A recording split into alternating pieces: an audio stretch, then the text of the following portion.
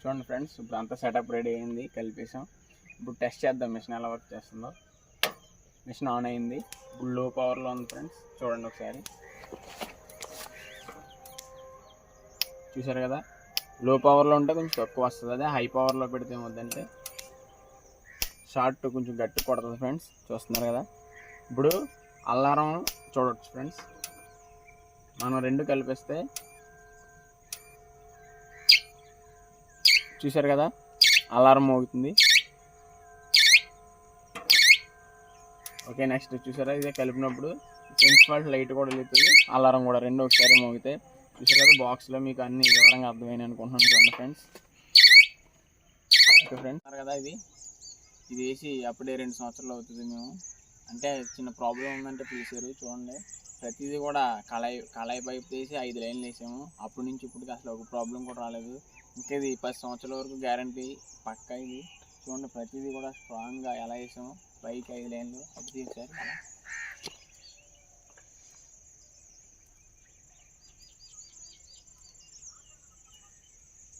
మనకి స్ట్రాంగ్గా ప్రాపర్గా ఉండాలంటే ఇప్పటికి కూడా ఇలా స్ట్రాంగ్గా వేసుకుంటే ప్రతిదీ కూడా మనకి ఎప్పుడు అసలు మీరు 10 సంవత్సరాల వరకు అసలు దీని అవసరం లేదు. ఓకే ఫ్రెండ్స్,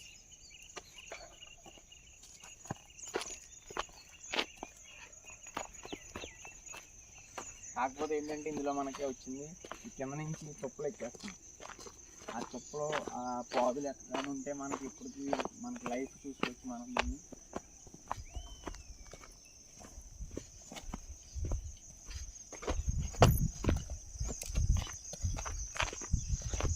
చూసారు కదా, కింద ఇవన్నీ తుప్పలు కట్టి ఇవన్నీ క్లియర్ చేయకపోతే అసలు ఇప్పటికీ ఇలాగా మనకి ప్రాబ్లం రాదు. అసలు ఈ తుప్పలు ఉండడం వల్ల ప్రాబ్లం వచ్చింది.